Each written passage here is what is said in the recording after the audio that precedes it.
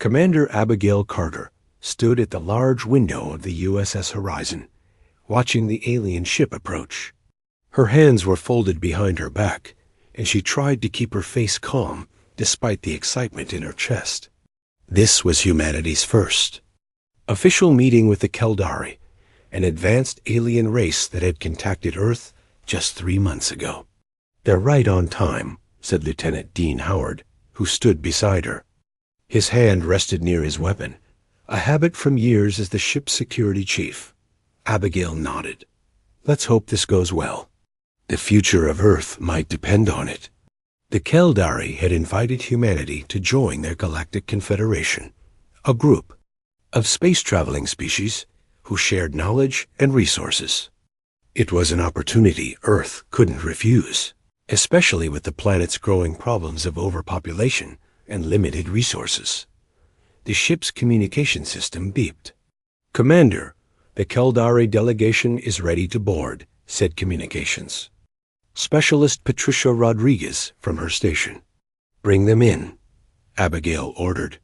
She straightened her uniform and walked to the docking area, with Dean following close behind. The airlock doors slid open with a soft hiss. 4 Keldari stepped onto the horizon. Abigail had seen pictures, but nothing prepared her for meeting them in person. They stood nearly 7 feet tall, with slender bodies covered in iridescent skin that shifted colors like oil on water. Their 4-fingered hands ended in short, sharp claws, and their faces had no nose, just breathing slits above their wide mouths.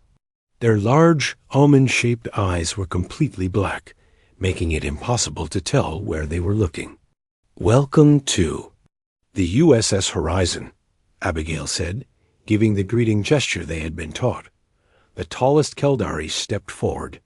"I am Ambassador Vix," she said through a translator device on her chest.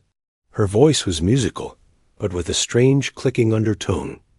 "We are pleased to meet humans in person at last." The welcoming party led the Keldari delegates to the ship's conference room. Along the way, the aliens looked at everything with obvious interest, their skin shifting to bright blues and greens that the humans had learned meant curiosity. In the conference room, xenobiologist Samuel Green gave a presentation about Earth and human history. The Keldari seemed most interested in Earth's wildlife. "Your planet has remarkable biodiversity," Ambassador Vix said. "So many different environments, so many different creatures. And you humans have managed to survive in all of them. We're adaptable," Abigail said with a smile. "It's one of our strengths." Vix turned her attention to Dean. "And you, Lieutenant Howard? I understand you grew up in a place called Montana?" Dean nodded, surprised at the personal question. "Yes, in the northwestern United States. Lots of mountains, forests, and wildlife." "And you hunted these wildlife?" Vix's skin rippled with a pattern the humans hadn't seen before. "Sometimes," Dean said carefully. "For food, not sport. My father taught me tracking, fishing, and survival skills." Vix made a sound the translator didn't catch. The other Keldari shifted, their skin turning a deep purple. "Is something funny?" Dean asked, keeping his voice polite. "Forgive me," Vix said. "It's just interesting that you consider such activities challenging." Her mandibles clicked together. "You consider yourself a survivor of Earth's wilds?" Dean frowned slightly. "I've faced my share of challenges. Blizzards, bears, getting lost in the backcountry for a week once." Vix's skin darkened around her mouth in what seemed like amusement. "You survived Earth's predators?" She made a gesture. That looked like a smirk. "Then you've never met the real ones." The room went quiet. Abigail cleared her throat and quickly changed the subject, but the ambassador's words hung in the air like a threat. After the meeting, as the Keldari returned to their ship with promises of further diplomatic talks, Dean approached Abigail in her private office. "I don't trust them," he said without preamble. Abigail sighed. "I know that look, Dean. What's bothering you? Did you see how they reacted when we talked about Earth's wildlife? They were practically laughing at us. And that comment about real predators, what was that supposed to mean? They're an older species, Abigail reasoned. They've probably seen things in the galaxy that would make our Earth predators look tame. Dean shook his head. It wasn't just what she said. It was how she said it. Like they were sizing us up. Abigail leaned back in her chair. We can't afford to be paranoid. Earth needs this alliance. I'm not saying we should reject them, Dean said. Just that we should be careful. Watch them closely. Over the next few weeks, more Keldari came to the horizon, and a few human delegates visited their ship. The talks seemed to go well.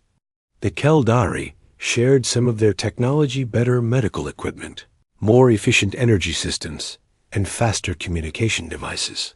But Dean's unease grew. He noticed how the Keldari watched humans when they thought no one was looking. Their skin would turn a deep red-black, a color they hadn't seen in any of their normal interactions. One day, he caught a junior Keldari officer studying the ship's crew records on a datapad. When Dean approached, the alien quickly switched. Screens. Can I help you? Dean asked. Just learning about your species, the Keldari said smoothly. You are all so different from each other. On our world, we have more uniformity. Dean pretended to accept this explanation, but later that night, he accessed the ship's computer logs to see what the Keldari had been looking at. The alien had been studying the fitness reports and survival training scores of the Horizon's crew. When Dean reported this to Abigail, she frowned. It could be innocent, or it could be that they're assessing us for some reason, Dean insisted. Why would they care about our physical capabilities if all they want is a diplomatic relationship? Before Abigail could respond, Patricia's voice came over the comm system. Commander, we've received a formal invitation from the Keldari High Council. They want a small team from our ship to visit their homeworld, Keldar Prime, for what they call a cultural exchange program. Abigail and Dean looked at each other. This was a big step, the first humans to visit an alien homeworld. Who do they want to go? Abigail asked. They specifically requested you, Commander, Patricia replied. And Lieutenant Howard, myself, Dr. Green, Engineer Bennett, Dr. Mason, and Navigator Nelson. Dean's frown deepened. That's oddly specific. Why those people? Abigail pulled up the crew files. After a moment, her eyes widened. Everyone they've requested has high survival training scores. They're all experienced in outdoor activities or emergency situations. Dean's expression hardened. I don't like this. We can't refuse without risking the alliance, Abigail said. But we'll be prepared for anything. She looked Dean in the eye. Pack for survival, not diplomacy. The ambassador's words echoed in Dean's mind as he began preparations for the journey to Keldar Prime. You've never met the real ones. He had a feeling they were about to find out exactly what she meant. The journey to Keldar Prime took 3 weeks. During that time, Dean gathered the selected crew members for private meetings. Away from the Keldari observers, they trained together, reviewed survival techniques, and prepared for possible dangers. Abigail approved these sessions, but kept them secret. Better to be ready and not need it than the other way around. She told the group. When they finally arrived at Keldar Prime, the 7 humans stared in wonder at the alien world. From orbit, it looked like a jewel-deep blue oceans, purple-tinged. Forests and sprawling cities with tall, curved buildings that reminded Dean of insect nests. Ambassador Vix met them at the landing pad. Her skin shimmered with bright colors as she welcomed them. You honor us with your presence, she said, leading them to a large transport vehicle. The High Council is eager to begin our cultural exchange. The transport took them away from the city, traveling for hours across the alien landscape. Patricia sat next to Dean, her voice low. "I thought we'd be meeting their leaders first," she said. "Why are we heading into the wilderness?" Dean nodded. "And why haven't they mentioned our schedule, or what we'll be doing?" The transport finally stopped at what looked like a massive glass dome in the middle of nowhere. It was huge, at least 5 miles across, and filled with different environments. Dean could see forests, rocky mountains, and what looked like a swamp, all contained under the clear dome. "Welcome to the Great Arena," Vix announced proudly. "This is where our most important cultural rituals take place." The humans exchanged nervous glances. Abigail stepped forward. "What exactly is this cultural exchange you've planned for us, Ambassador?" she asked directly. Vix's skin rippled with dark patterns. "The Great Hunt is our oldest tradition. It dates back to when the Caldari first achieved space travel, 10,000 years ago." "A hunt?" Samuel asked, his voice careful. "What kind of hunt?" "A test of worthiness," Vix explained. "All species who join our confederation must participate. It's ceremonial, of course, but sacred to our people." The ambassador led them into a preparation room inside the dome's entrance. 7 packs sat on a table, each containing basic supplies: water purifiers, food rations, simple tools, and minimal medical supplies. "These are your provisions," Vix said. "The challenge lasts 3 cycles, what you would call days.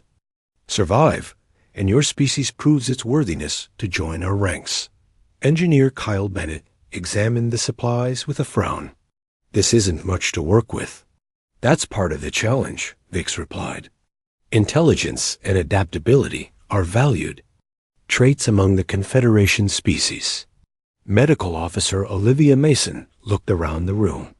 "Where are the representatives from other species? Aren't they participating too?" "You'll be the only participants in this hunt," Vix said. Her skin darkened around her mouth in that now familiar expression of amusement. "Consider it a special honor." Navigator Jack Nelson whispered to Dean, "Is it just me, or does this feel like we're being set up?" Dean nodded slightly. "Stay alert. I don't think this is just a ceremony." Abigail stepped forward. "Ambassador, I must insist on knowing exactly what this hunt entails before we agree to participate." "Of course, Commander," Vix said smoothly. "The rules are simple. You will enter the biodome environment. Inside are examples of various predatory species from across our Confederation worlds. Your task is to survive 3 cycles without being caught by these creatures." "And if we are caught?" Olivia asked. Vix's skin turned a deep purple. "Then you fail the test." The humans were given 1 hour to prepare. They gathered in a corner of the room, speaking in hushed voices. "We should refuse," Patricia said. "This isn't a cultural exchange. It's some kind of twisted game. If we refuse, we risk the alliance," Abigail reminded them. "Earth needs the Confederation's resources and protection." "We can do this," Dean said firmly. "We've all got survival training. If we stick together and use our skills, we can outlast whatever they throw at us." Samuel nodded. "I've been studying the Caldari biology and culture. They evolved from pack hunters, like wolves on Earth. They respect strength and cunning. If we show weakness now, they'll never respect humanity." After debating their options, they reluctantly agreed to participate. Each person checked their pack and prepared as best they could. When the time came, Vix led them to a large door that opened into a lush forest area within the dome. "The hunt begins as soon as you enter," she explained. "Good luck, humans. You'll need it." The 7 crew members walked through the door together. The forest around them seemed peaceful enough: tall trees with purple leaves, strange flowering plants, and a well-worn path leading deeper into the woods. Jack looked up at the dome ceiling, hundreds of feet above them. "At least we can see the whole arena from here. That might help us plan." They had only walked for about 10 minutes when they heard the door open again behind them. Turning, they saw Vix enter, now dressed in fitted armor that accentuated her predatory build. Several other Keldari followed her, similarly equipped. "What's going on?" Abigail demanded. "Are you joining us?" Vix's skin turned a deep red as her. Mandibles clicked together in what the humans now recognized as pleasure. "I forgot to mention one detail," she said, her voice no longer diplomatic, but harsh and eager. "In the Great Hunt, the Keldari are the hunters. You are the prey." As if on cue, the doors sealed shut with a heavy thud. Hidden speakers activated, and Vix's voice echoed throughout the dome. "The hunt begins now. You have a 10-minute head start. After that, we come for you." The humans stood frozen for a moment. Then Dean snapped into action. "Run!" he shouted. "Into the trees, away from the path." They sprinted into the thick forest, the sound of Keldari laughter fading behind them. After running for several minutes, they stopped in a small clearing to catch their breath.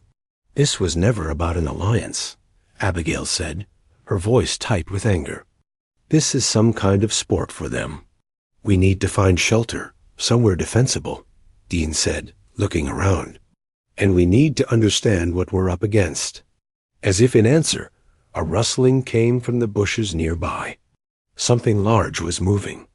Toward them, something that wasn't Keldari. "Spread out," Dean whispered urgently, "but stay within sight of each other." The creature that emerged looked like a cross between a wolf and a praying mantis. It stood on 6 legs, with a segmented body covered in thick fur and 2 large, blade-like front limbs. Its head swiveled toward them, multiple eyes blinking as it assessed the humans. "Nobody move," Samuel whispered. "It tracks by movement." But the creature had already seen them. With a screech that hurt their ears, it charged toward Patricia, who stood closest to it. The hunt had begun. Patricia froze as the wolf mantis creature charged toward her. At the last second, Dean shouted and threw a rock at the beast. It turned its many eyes toward the new threat, giving Patricia time to dive behind a tree. The creature screeched again and changed direction, now rushing toward Dean. He stood his ground until the last possible moment, then dropped and rolled as the creature's blade-like front limbs slashed where his chest had been a second before. "Scatter," Abigail ordered. "Meet at the big rock formation we passed." The group split up, running in different directions. The wolf mantis hesitated, then chose to chase Kyle, who was heading uphill. Dean changed course to follow them, picking up a sturdy branch as he ran. Kyle was fast, but the creature was gaining on him. Just as it was about to pounce, Dean leaped from behind a tree and swung his makeshift club with all his strength. The branch connected with the creature's head with a sickening crack. The beast stumbled, dazed but not defeated. It turned its attention to Dean, who backed away slowly. "Kyle, grab a weapon." Dean called. Kyle found a sharp rock and picked it up, his hands shaking. The creature advanced on Dean, its blade limbs raised. Just then, Jack appeared from the bush and threw a handful of bright purple berries at the beast's face. The berries burst on impact, releasing a strong smell that made the creature recoil and shake its head violently. "Run, now!" Jack yelled. The 3 men sprinted away, not stopping until they reached the rock formation where the others waited. "Is everyone okay?" Abigail asked, counting heads. They all had cuts and bruises, but nothing serious. Samuel was examining the berries Jack had collected. "How did you know these would work?" he asked. Jack shrugged. "I didn't, but I noticed the creature had a lot of eyes, and guessed it might rely on smell too. Worth a try." Olivia nodded approvingly. "Quick thinking. We need a plan," Abigail said. "We can't just keep running for 3 days." Dean looked at their surroundings. The rock formation provided some shelter, with a small cave-like space they could defend. We should make this our base. One way in, easy to guard. Patricia emptied her pack. I've got a water purifier, some ration bars, basic first aid, and this. She held up a small device. It's a simple communication unit, but I bet I can modify it to track the creatures if they give off any kind of energy signature. Good, said Abigail. Kyle, what about you? Kyle had a small toolkit in his pack. I can make traps, maybe some weapons. I've got medical supplies, Olivia added. And I noticed some plants that look like they might have medicinal properties. Samuel took out a small data pad. I downloaded some information about Keldari biology before we left the ship. Might help us understand what we're up against. Jack had a compass and some light sources, and I memorized what I could see of the dome layout from our entry point. Dean nodded. We've got skills they don't expect us to have. Let's use them. They spent the next few hours fortifying their position. Kyle and Dean set up simple alarm systems around their camp strings with small objects attached that would make noise if something passed by. Patricia worked on her communication device, while Olivia and Samuel examined the local plants. These berries Jack used, Samuel said. They contain a compound similar to capsaicin, what makes peppers hot on Earth, but much stronger. We can use that, Olivia said. If we concentrate it, it might work as a defensive spray. As the artificial light in the dome began to dim, simulating night, they took turns keeping watch. During his shift, Dean heard movement nearby. He woke Abigail silently. Something's out there, he whispered. Not the Wolf mantis, something bigger. They peered into the darkness. A large shadow moved between the trees, heading away from them. It walked on two legs, with a distinctive shape. That's a Keldari, Abigail whispered. They're hunting us themselves, Dean said grimly. When morning came, they held a council. We need to learn more about this place, Abigail decided. Jack and I will try to map more of the dome. Dean, you and Patricia see if you can capture one of the smaller creatures. We need to study them. Samuel, Olivia, and Kyle keep working on weapons and defenses. Jack and Abigail ventured away from the camp, moving carefully through the forest. After about an hour, the trees thinned out, revealing a different section of the dome, a rocky, mountainous area. Look, Jack pointed to a structure half hidden among the rocks. It didn't look like part of the natural environment. They approached cautiously. It was a small building made of stone, weathered and partly covered with strange vines. The door was blocked, but they found a window they could climb through. Inside, dust covered everything. Strange symbols covered the walls, and broken equipment lay scattered around. This wasn't built by the Keldari, Abigail said, examining the markings. The style is completely different. Jack found a drawer that still worked and pulled it open. Inside were what looked like data crystals. Maybe these have information? Meanwhile, Dean and Patricia had set a trap using Kyle's design, a net made from vines, triggered by pressure on the ground. They hid nearby, waiting. A small creature that looked like a six-legged lizard with feathers wandered into the trap. The net dropped, capturing it. The creature hissed and struggled, but couldn't escape. Let's see what we can learn from you, Patricia said as they approached carefully. Back at the camp, Olivia had discovered something important. These plants, she held up a blue-leaved specimen. They secrete a toxin that seems to repel the local insects. But it's not toxic to us. I tested a tiny bit on my skin. Could it work against the larger predators? Kyle asked. Worth a try. Olivia said, I'm extracting the compound now. By midday, the group had reunited at their base.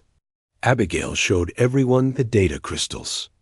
If we can read these, they might tell us about previous victims of the hunt, she said. Patricia, can you rig something up? Patricia examined the crystals. Maybe. They look similar to some alien tech I studied on the horizon. As she worked, Samuel and Dean studied the captured lizard creature. Look at its eyes, Samuel said. They react strongly to rapid movement, but barely notice us when we move slowly. Like a earth lizard, Dean nodded. Motion-based vision. And it keeps flicking. Its tongue, Samuel added. Probably sensing heat or chemicals. Dean smiled slowly. We can use this information. If the other creatures have similar weaknesses, ... double quote suddenly, their alarm system jangled. Everyone tensed, reaching for their makeshift weapons. A Keldari hunter stepped into view, holding a long spear. It was not Vix, but a male with dark green skin. He seemed surprised to find them all together, prepared and waiting. The prey is not running, he said in broken English. Interesting. Dean stepped forward, the blue plant extract coating a sharpened stick in his hand. We're not prey, he said firmly. And you're about to learn why humans are the apex predators. On our world. The Keldari laughed, a clicking sound that set their nerves on edge. He raised his spear, but never got a chance to throw it. From 3 different directions, hidden traps sprung. A net dropped from above, stones flew from a crude catapult Kyle had built, and the ground gave way beneath the hunter's feet. The Keldari fell into a pit, tangled in the net, stunned by the coordinated attack. The humans gathered at the edge of the pit, looking down at their captive. Tell Vix, Abigail said to the trapped hunter. The hunt has changed. We're not running anymore. The captured Keldari hunter glared up at the humans from the pit trap. His skin had turned a deep red color that they now recognized as anger. You will regret this, he hissed. No prey has ever dared to trap a Keldari. We're not your prey, Dean said firmly. We're humans. And on our world, we learned to hunt things much more dangerous than you. Abigail stepped forward. We have questions. Answer them, and we might let you go. The Keldari's skin flickered between red and a murky yellow. Finally, he nodded. Ask. What happens to species that fail your hunt? Abigail demanded. The hunters. Mandibles clicked. They are deemed unworthy of joining the Confederation. Their worlds are harvested for resources. A chill ran through the group at his casual tone. And those who survive? Patricia asked. Become part of the Confederation, but as lesser members. They provide labor, resources, and sometimes warriors for our fleets. His eyes fixed on Dean. No species has ever captured a hunter. This changes nothing. Dean and Abigail exchanged a look. We'll see about that, Dean said. They left a guard with the captive and retreated to discuss this new information. They've done this before, Samuel said, showing them images he'd found on the data crystals Patricia had managed to decode. At least 7 other species. Look at these records. The crystals contained images of different alien species, all being hunted, in the same biodome. Some looked humanoid, others completely foreign in appearance, but all shared the same terrified expressions as they fled from Keldari hunters. This isn't a ceremonial ritual, Olivia said, disgust in her voice. It's a way to subjugate other species. If we fail, Earth becomes their next target, Kyle added grimly. Abigail stood up. Then we don't fail. We have 1 day left. Let's make sure the Keldari never forget it. Dean studied the dome's layout on the crude map Jack had drawn. They expect use to run and hide. But Earth predators learned something these aliens never did. What's that? Patricia asked. Sometimes the prey becomes the hunter. They spent the next few hours planning. Patricia had modified their communication devices to detect the energy signatures of both the alien creatures and the Keldari hunters. Samuel and Olivia had created several types of weapons, using the toxic plants and their knowledge of the creature's weaknesses. Kyle had designed more advanced traps Based on what they'd learned, as night fell again, they put their plan into action. "There. Coming," Patricia whispered, checking her device. 3 Keldari, approaching from the north. And something else bigger than the wolf mantis from the east. Dean nodded. "Perfect. Let's split up. Remember the plan." They moved through the dark forest with a confidence that would have surprised the Keldari. Instead of running away from the hunters, they circled around to flank them. The 3 Keldari moved in a hunting formation, weapons ready, following what they thought was the humans' trail. They didn't notice Kyle and Jack setting up a trap in their path, or Olivia and Samuel positioning themselves in the trees above. When the hunters reached the right spot, Olivia dropped a net filled with the stinging blue plants. It burst open, above the Keldari, showering them with the toxic extract. They screeched in pain, their skin turning pale with distress. As they stumbled around, temporarily blinded, Kyle triggered a tripwire. 2 of the hunters fell into a hidden pit similar to the one they'd used earlier. The 3rd managed to stay on his feet, but Jack was ready. He threw a bola made of vines and stones that tangled around the Keldari's legs, bringing him down. 3. "More for our collection," Kyle said with grim satisfaction. Meanwhile, Dean, Abigail, and Patricia had gone after the larger creature Patricia had detected. Using what they'd learned about the predator's weaknesses, they set up an ambush near a small stream. The creature that appeared was massive like a bear with scales and 6 eyes. It moved quietly for its size, sniffing the air as it approached the stream. Dean had covered himself with mud to mask his scent, and lay perfectly still near the water's edge. When the creature came close enough, he slowly raised the spear they'd taken from the first captured hunter. With one powerful thrust, he drove the spear into a spot Samuel had identified as likely to be vulnerable, where the scales were smaller, just behind the front leg. The creature roared and spun around, but Abigail and Patricia were ready. They threw nets weighted with stones over it, tangling its legs. The beast fought fiercely, but each time it broke partly free, they worked together to contain it again. Finally, Dean managed to approach close enough to smear some of Olivia's sedative paste made from another plant they'd discovered into the wound he'd made. Gradually, the creature's struggles weakened. "I can't believe that worked," Patricia said, breathing hard. "Earth techniques," Dean replied. "Animals are animals, no matter what planet they're from." By morning, they had captured not only the 4 Keldari hunters, but also 3 of the largest predator species in the biodome. Using a combination of Olivia's plant compounds, Kyle's engineering skills, and what Samuel had learned about the creature's biology, they had managed to partly tame the beasts, making them respond to simple commands through a system of rewards and deterrence. They gathered at the center of the biodome, a large open area where they would be clearly visible to anyone watching. The captured Keldari were bound but unharmed, sitting under guard. The tamed creatures were positioned strategically around the humans, no longer hunting them but now protecting them. Patricia's modified communicator beeped. "Something's happening," she said. "I'm picking up a lot of movement at the main entrance." The massive door at the edge of the dome slid open. Ambassador Vix entered, flanked by a group of older Keldari, whose elaborate body decorations suggested high rank. They walked confidently, clearly expecting to find human remains, or perhaps 1 or 2 survivors begging for mercy. Instead, they found all 7 humans waiting calmly, surrounded by captured predators and hunters. Vix stopped, her skin cycling rapidly through colors purple, red, yellow, and a pale blue they hadn't seen before. "Impossible," she hissed. "No species has ever turned the hunt." Abigail stepped forward.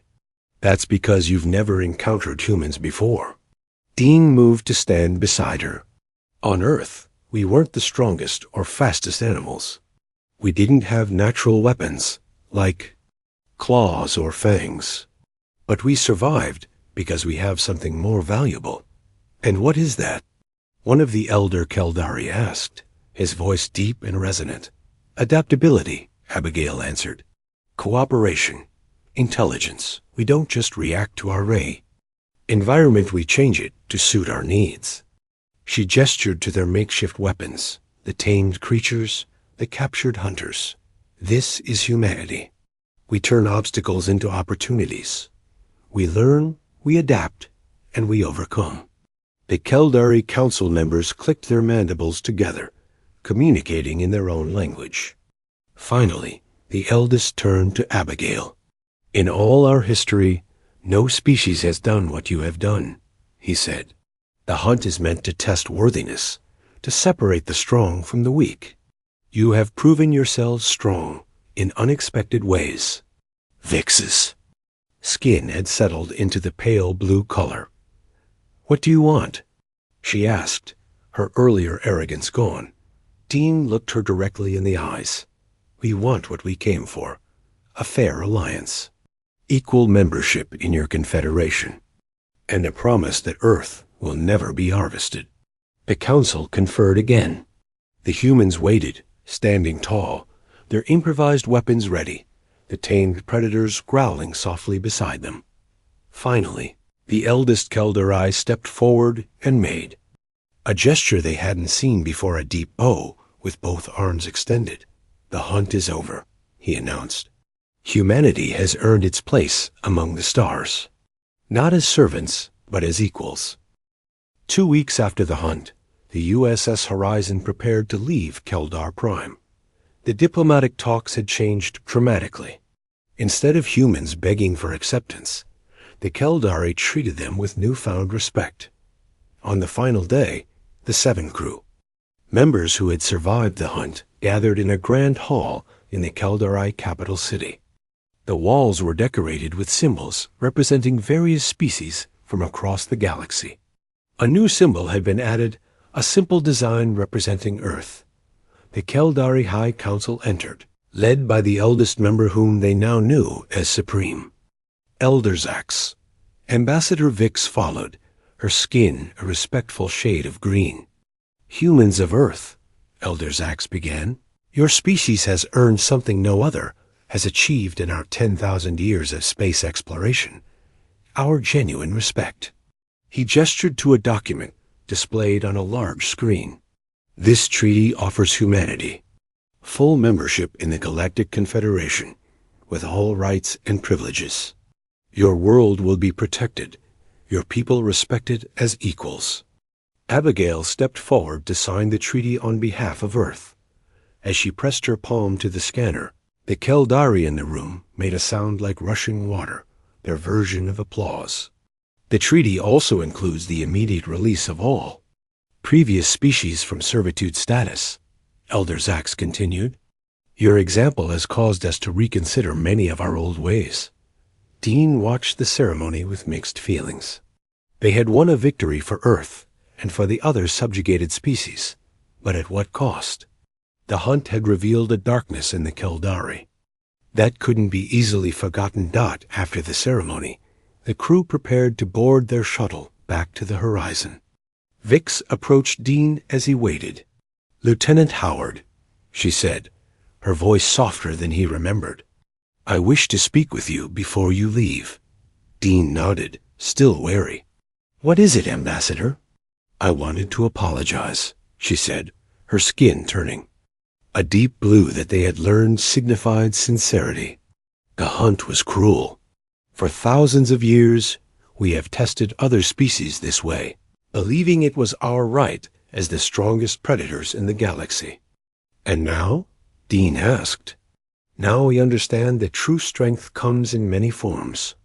Her mandibles clicked softly. You showed us that cooperation can be more powerful than individual prowess. Dean considered her words. On Earth, we learned that lesson the hard way. Our history is full of predators, not just animals, but humans preying on other humans. Yet you evolved beyond that, Vix observed. Not entirely, Dean admitted, but we try to be better. The best of humanity understands that protecting each other makes us all stronger. Vix's skin rippled thoughtfully. I still don't understand how you did it. Those creatures in the biodome have evolved over millions of years to be perfect killers. Dean smiled slightly. Perfect killers, maybe. But Earth taught us something more valuable than how to kill. What's that? How to survive each other. Humans have been our own worst predators for thousands of years. After that, your hunters weren't so intimidating. On the shuttle ride back to the horizon, the 7 crew members were unusually quiet, each lost in their own thoughts. Finally, Patricia broke the silence. Do you think they'll really change? Or will they go back to their old ways once we're gone? Samuel considered the question. I think the younger Keldari were genuinely impressed by what we did. The data crystals showed that no other species had ever stood up to them like that. We changed their worldview, Olivia added. They saw themselves as the ultimate predators, and we showed them they were wrong. Kyle nodded. When I was setting up those traps, I kept thinking about my grandfather. He taught me that the smartest hunter isn't the one with the biggest gun. It's the one who understands their prey. We understood them better than they understood us, Jack agreed. They expected us to run and hide like animals. They didn't expect us to work together and fight back. Dean looked out the window at the alien world growing smaller below them. We need to stay vigilant.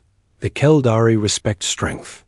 If humanity ever appears weak, we won't, Abigail said firmly. The treaty includes technology exchanges. We'll learn from them, build better defenses. Earth will be ready if anyone tries to hunt us again. Back on the horizon, the crew was welcomed as heroes.